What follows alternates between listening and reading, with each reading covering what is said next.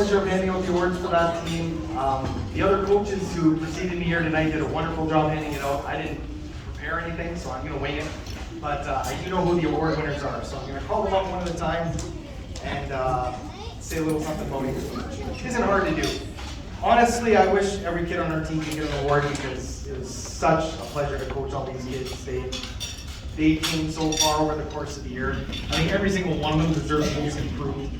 It was fantastic. But I am going to start with most improved, and we have a tie for most improved. The first kid I'm going to talk about started off the season playing mostly defense, in fact just defense, and did a great job, came along as the season went on, but near the end of the season, he was just a terror. In fact, I was talking to Sean, our defensive coach earlier, and I said he was a junkyard dog, but it was just awesome. And in the championship game, we were short, and we needed someone to play wide receiver, and he said, "Sure, coach, I'll play wide receiver." And he did a great job there too. You know who you are now, based on what I just said. Come on up here for your award.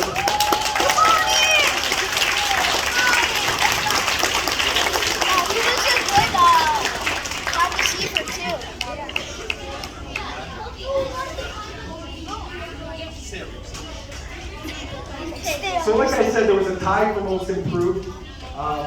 The other most improved player on our team also played defense. And this is a kid I know really well. I knew he was going to be a great linebacker from the second he started. I just didn't know when he was going to start being a great linebacker. Started out slow, but as the season went on, got better and better. And in the championship game, I swear to God, every time there was the end of a play, he was there. It was amazing. And the progress he made was incredible. I hope he keeps playing football for a long time. Go Luxon.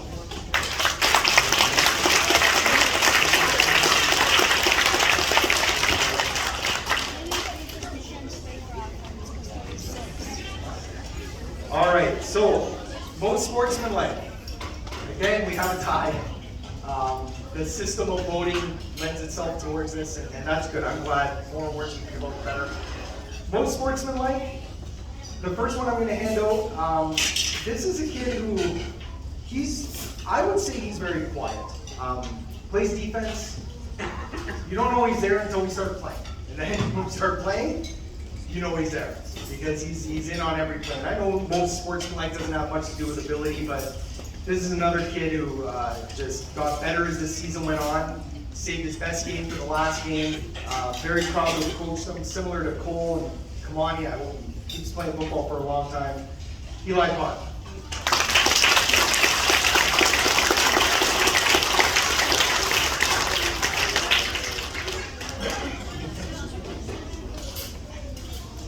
So our second receiver of most sportsmanlike on the offensive side of the ball.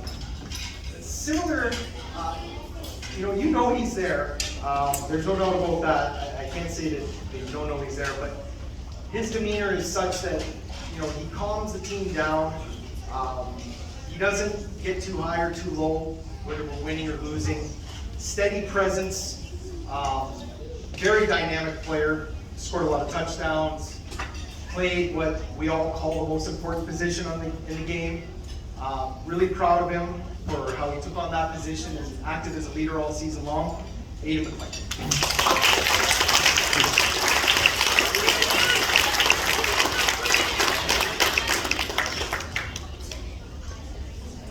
All right, most dedicated award. Again, a tie. And these are legit ties. Both of these players were recognized by a lot of their teammates as the most dedicated player on our team. The first one I'll talk about, when you think about most dedicated, this is a kid who never missed a practice, he never came off the field for a play. And there were times where I thought he should have come off the field. he would get dinged up a little bit, and be like, you want to go take a break? No, tears in his eyes. No, not coming off the field, didn't care. So I didn't make him leave, and he kept playing through it, and while this kid had a heck of a season, I think he's just natural with football. His instincts are wild. Glad to have had him on the team, and as recognized by his teammates, most dedicated, Landon Watt. All right.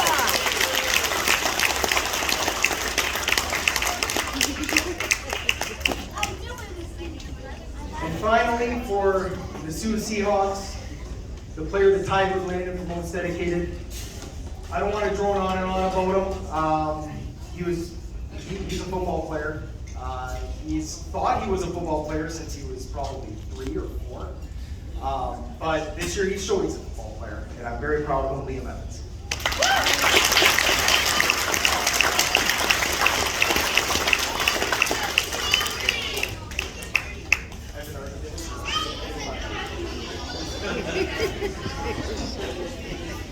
Okay, the reason I went last, this is the final award of the night. I'm glad that I'm able to give it out. I would have given it out at last week's banquet, frankly, but she wasn't able to be there. So I'm very glad that I get to give it out tonight. So this is the Volunteer of the Year Award. So, you know, we've been thanking each other all night, and JT, thank you for thanking me. I appreciate it. We all worked so hard to make this season happen. And I know as incoming president, someone who'd never been involved with the league before, I needed more help than anybody. And this particular person helped me so much, it's crazy. Answered every text, message, phone call, was at everything she could be at, managed everything from taking in and giving out of equipment to being in the booth with him and making sure he didn't get anything wrong. He still got a few things wrong, but it was never her fault. I really appreciate all your help this year, Chantel.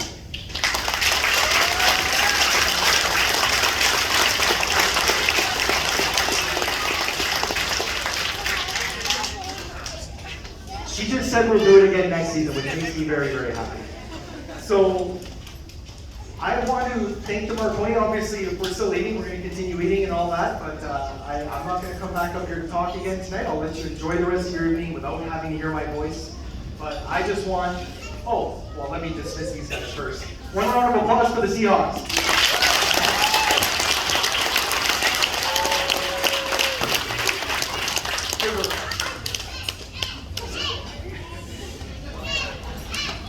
So thanks again, everybody, for coming tonight. This is an incredible show of support. We have over 200 people here tonight, just for the Adam division alone. I hope you allow your children to continue to play football. Those that are graduating to the Pee Wee division, I will see you again next year as one of the coaches. Those of you who will remain in the Adam division, talk to your friends, tell them about football, how much fun you had.